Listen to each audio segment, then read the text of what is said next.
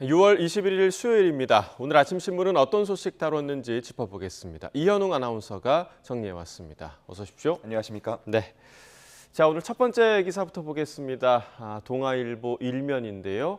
자, 최근에 수능과 관련된 대책이 좀 제시가 되면서 킬러 문항을 없애겠다. 그러는데 학원가에서 벌써 대책을 내놨나 봐요. 준 킬러 문항 설명회를 열었다고요? 그렇습니다. 네. 동아일보 일면 기사 함께 보겠습니다. 동아일보가 준 킬러 문항 설명회가 열린 대치동과 목동 학원가를 찾아가 봤습니다. 이번 발표 이후에 학생들의 분위기를 보면 전반적으로 수능이 쉬워지게 되면 한 문제만 실수를 해도 등급이 나뉠 수 있다면서 불안한 기색을 내비치고 있습니다. 그러다 보니까 현장에서 만난 한 반수생은 사교육 없이 혼자 수능을 준비하려고 했는데 오히려 정부 발표를 보고 불안해서 학원을 찾게 됐다고 말하기도 했습니다. 네. 자, 이번 발표 후에 어떻게 좀 준비를 해야 하나 고민에 빠진 학부모들 또 학생들이 있을 텐데 학교가 아니라 학원에 문의하는 분들이 좀 굉장히 많아 보이는 것 같더라고요. 예. 자, 이어지는 면을 보면 학원들의 마케팅에 대한 내용도 좀 담겨 있죠? 그렇습니다. 네. 학원들은 지금까지 공부한 책은 모두 다 버리고 준킬러 문항에 대해 집중 대비를 시작해야 한다고 강조하고 있습니다. 그러면서 올 하반기에는 학원들이 실수 최소화를 목표로 기계적 문제풀이를 최대치로 늘리는 방식의 전략을 짤 거라는 관측이 나옵니다. 한편 문제 난이도를 가장 잘 알고 또 잘 조절할 수 있는 사람은 실제 수능 문제를 내본 출제위원일 텐데요. 학원들은 이런 출제위원 출신들을 스카우트해서 마케팅에 활용하고 있습니다. 출제위원 출신들이 만드는 문제는 문항당 100만 원 정도의 거래가 된다고 하는데 적중률이 높다고 소문나면서 고액임에도 거래가 유지되고 있다고 합니다. 네, 그러니까 정부가 킬러 문항을 빼겠다라고 한 게 오히려 학원 입장에서는 킬러 콘텐츠가 되고 있는 거 아닌가라는 좀 우려가 되고 있습니다. 자, 다음 기사 보겠습니다. 자, 다음은 한국일보 기사인데요. 역시 또 교육 관련 얘기네요. 생활기록부 안 들어가면 과제 안 할래요. 고3 교실의 씁쓸한 자화상. 정말 좀 씁쓸한 제목인데요. 그렇습니다. 네. 어제 열린 한 컨퍼런스에 참가한 고3 발제자가 한 이야기입니다. 고등학교에 들어가게 되면 처음에는 내신을 챙기면서 생활기록부를 신경 쓰는 경우가 많은데 이때 내신이 잘 유지가 된다면 이후에는 생활기록부의 노예가 되고요. 내신이 잘 나오지 않으면 정시 모집에 집중하게 되면서 학교 수업에는 냉담해진다는 이야기였습니다. 내신이 좋은 학생은 상대적으로 소수이다 보니까 교실에서는 과제를 내주더라도 생활기록부에 반영되는지 그 여부를 먼저 따지고 선생님들은 반쯤 국어라는 모습으로 학생들의 참여를 독려하는 모습이 종종 연출된다고 합니다. 네, 이 기사 첫 문장을 보니까 교육과 대학 입시의 중요성이 주객전도된 상황이다라는 학생의 그런 입장도 실려 있는데 2025년이면 고교 학점제가 전면 도입이 되는데 이에 대한 대입 개편이 필요하다 이런 이야기도 좀 실려 있죠? 그렇습니다. 네. 학생의 진로와 적성에 맞춰서 수업을 선택해 듣는 고교 학점제는 현재 정시 전형과는 상극으로 불립니다. 한 교수는 이에 대해서 따뜻한 아이스 아메리카노를 주문하는 것과 다르지 않다라고 표현하기도 하는데요. 또 내신의 상대평가 방식이 유지된다면 학생들은 결국 원하는 과목이 아니라 성적을 잘 받을 수 있는 과목을 찾아다닐 수 있다고 지적하고 있습니다.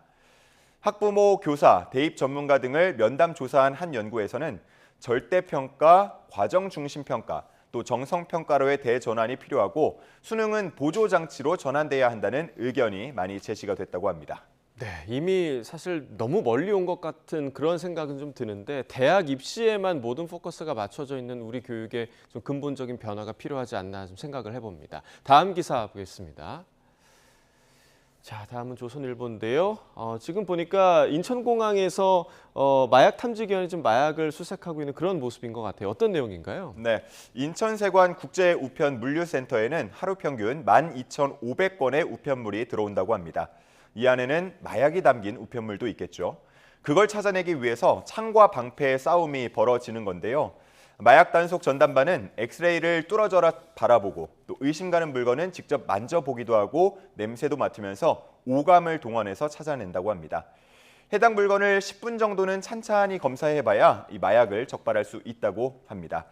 이렇게 적발되는 마약이 하루 평균 1.8kg 정도인데 이걸 필로폰을 기준으로 한다면 매일 6만 명 분량이 적발된다고 볼 수 있겠습니다. 야, 그러니까 이게 뭐 한 달, 1년도 아니고 매일 6만 명 분량이라는 거죠. 생각보다 참 너무 심각한 것 같은데 이 제목을 보니까 생선 젓갈 또 분유에까지 마약을 숨겨서 들어온다고요? 그렇습니다. 이렇게 사진처럼 마약 탐지견이 감시를 하기 때문에 이를 피하기 위해서 냄새가 강한 품목 속에 숨기는 경우가 많다고 합니다.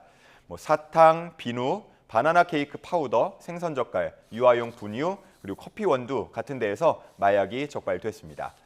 만약 이 단계에서 걸러지지 않고 사회에 유통될 경우에 역추적하는 데에는 훨씬 더 많은 품이 요구됩니다. 그렇기 때문에 마약 단속 전담반 직원들은 국경을 지킨다는 마음으로 작업을 한다고 이야기하고 있습니다. 네, 마약 관련 이슈가 요즘에 참 많아지면서 이분들의 어깨, 또 마약 탐지견의 어깨도 참 무거워질 것 같습니다. 응원의 좀 메시지를 좀 보내고 싶고요. 다음 기사 보겠습니다.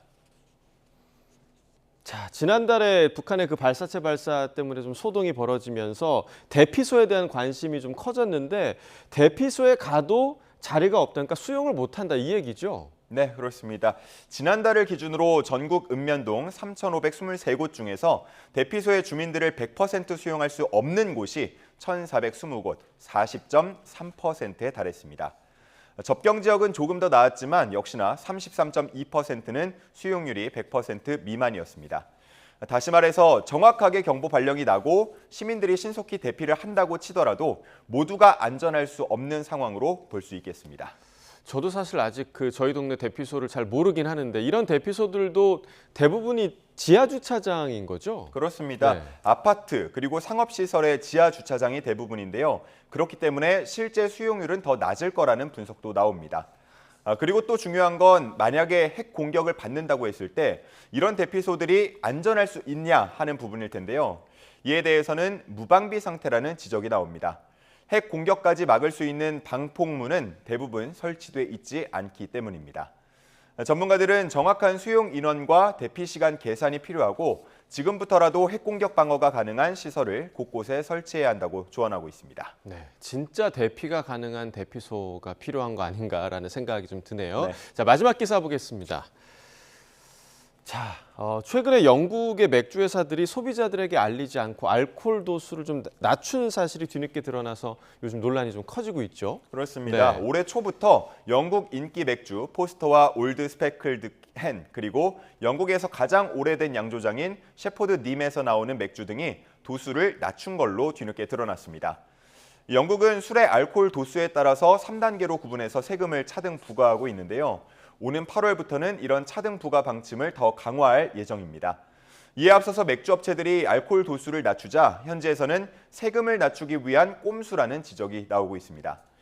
가격을 유지하면서 크기나 양을 교묘히 줄이는 걸 슈링크플레이션이라고 부른다. 저희가 이전에 다룬 적이 있는데요. 영국에서는 이걸 술과 붙여서 드링크플레이션이라고 명명하고 있습니다.